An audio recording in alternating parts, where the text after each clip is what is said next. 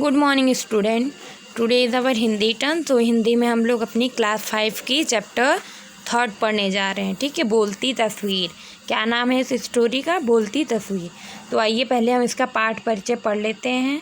यह एक ऐसे बुद्धिमान बालक की कहानी है जो अपने स्वर्गवासी पिता की तस्वीर से प्रेरणा पाकर राज्यसभा में स्थान पाता है। आइए पढ़ें कैसे पाता है। ठीक है, मतलब एक ऐसे बालक की कहानी है जो अपने स्वर्गीय पिता की तस्वीर से प्रेरणा पाता है। थानेश्वर में महाराज हर्षवर्धन राज करते थे। सम्राट हर्षवर्धन उच्च कोटि के विद्वान थे। वे विद्वानों का सम्मान किया करते थे। उनकी राजसभा अनेक विद्वानों, गुणवानों, पंडितों व योद्धाओं से सुशोभित रहती थी।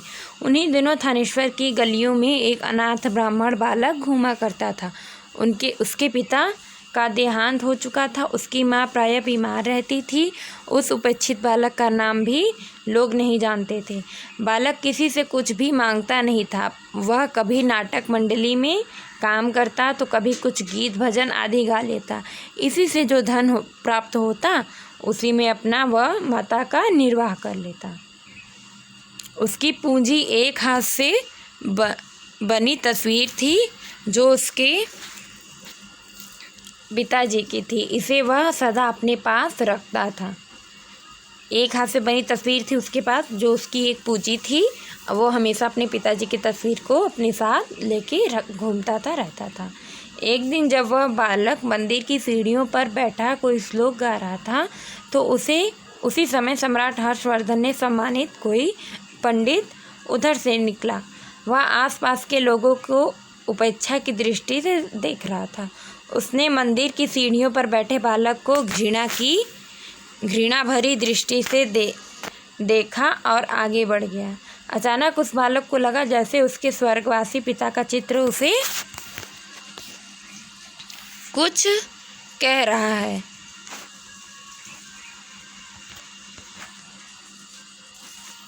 उसके पिता उसे आशा भरी दृष्टि से देख रहे हैं और कह रहे हैं, तुम भी अपनी किस्मत आजमाओ। रात भर उसे नींद नहीं आई। मतलब उस तस्वीर से उसके पिता ने कहा कि तुम भी अपनी किस्मत आजमाओ। तो उसे रात भर नींद नहीं आई। प्रातःकाल उसने स्नान किया तथा साफ कपड़े पहने। उसने संकल्प कर लिया था कि वह भी सम्राट की राजसभा में पुरस्कार प्राप्त करके अपने पिता की आत्मा को संतुष्ट करेगा, पिता की खोई हुई प्रतिष्ठा को पुनः स्थापित करेगा। बालक एक विद्वान का पुत्र था। वह था भी बुद्धिमान। उचित समय पर उसने राजसभा में प्रवेश किया। उचित स्थान चुनकर वह बैठ गया। सभा मंडल में सम्राट हर्षवर्धन स्वर्ण सिंहासन पर विराजमान थे। विद्वानों ने उन्हें चारों ओर से घेर रखा था। कोई भी व्यक्ति सभा में अपना प्रश्न पूछ सकता था। उचित समय देखकर बालक हाथ जोड़कर खड़ा हुआ तथा अपना प्रश्न पूछने की अनुमति मांगने लगा।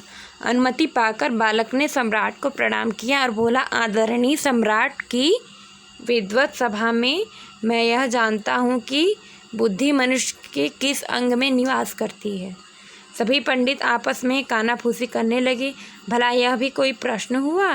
किसी ने बुद्धि का निवास मस्तिष्क, किसी ने हृदय, किंतु कोई भी संतोषजनक उत्तर न दे सका। बालक ने प्रार्थना की, यदि आप मुझे यहाँ बैठने का अधिकार दे तो मैं इस प्रश्न का उत्तर दे सकता हूँ। सम्राट ने बालक को अपना सभासद घोषित कर दिया। बालक ने उत्तर दिया, बुद्धि सदा मनुष्य के होठों पर निवास करती है। बुद्धि कहाँ निवास करती है? सदा मनुष्य के होठों पर। कोई भी व्यक्ति चाहे वह कितना भी बड़ा विद्वान क्यों न हो, यदि उचित समय पर उचित बात नहीं कहता तो उसे लज्जित होना ही पड़ता है। बालक का उत्तर तर्क संगत था। तब बालक ने दूसरा प्रश्न पूछा, विद्वानों आप बताइए, बुद्धि खाती क्या है?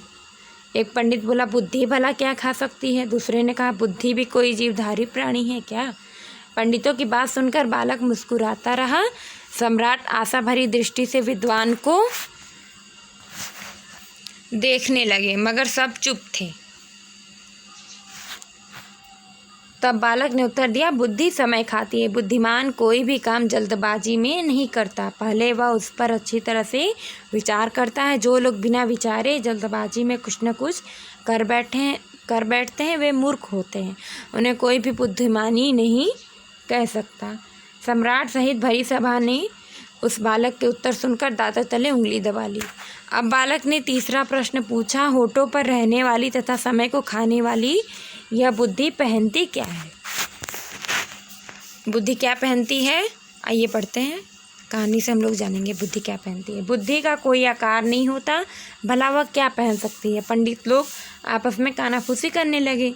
जब बालक के प्रश्न का कोई भी उत्तर न दे सका तो सम्राट ने कहा, बालक तुम ही उत्तर दो, उसके बदले में मैं तुम्हें अपनी जैसी राजसी पोशाक देता हूँ। तो उन्होंने कहा कि सम्राट ने कहा कि तुम ही इसका जवाब दो, उसके बदले मैं तुम्हें अच्छे कपड़े यानी राजसी पोशाक दूंगा। सम्राट ने अपने समान राजसी पोशाक उस बालक को पहना दी। राजसी पोशाक में सजकर बालक ने गौरवपूर्वक एक बार भरी सभा पर दृष्टि डाली, फिर पिता का चित्र सामने रखकर मानो उन्हें वह पोशाक दिखाई, जैसे कि मतलब पिता की जो वो तस्वीर थी सामने रख दिया, उसी में पोशाक अपना दिखा रहा अपने पिता को। उसके बाद तब विद्वानों ने झुके हुए चेहरे को देखकर बोला, आप सब देख ही रहे हैं कि बुद्धि राजसी पोशाक पहनती है। बुद्धि क्या पहनती है? राजसी पोशाक। एक विद्वान व्यक्ति के लिए विश्व की कोई भी वस्तु दुर्लभ नहीं है। सम्राट हर्षवर्धन तथा समस्त पंडित उस बालक को आश्चर्य से देखने लगे। यही बालक आगे चलकर बाणभट्ट संस्कृत का प्रसिद्ध लेखक और विद्वान बना। सम्राट हर्षवर्धन का तो वह घनिष्ठ मित्र बन गया। बाणभट्ट की संस्कृत में लिखी रचनाएं आज भी अत्यंत आदर से पढ़ी जाती हैं। तो स्टोरी बेटा हमारी यही थी, बोलती तस्वीर। बुद्धि के बारे में इसने 3 क्वेश्चन किए थे, जिसमें तीनों का जवाब इसी बालक ने दिया। इसके बाद बेटा ये हमारा वर्ड मीनिंग है, इसे आप लोग अपनी कॉपी में नोट डाउन कर लीजिएगा। ओके, फिर उसके बाद बहुविकल्पी प्रश्न है, आइए हम लोग देखते हैं। महाराज हर्षवर्धन कहाँ राज्य करते थे? ज्ञानेश्वर में नहीं, थानेश्वर में।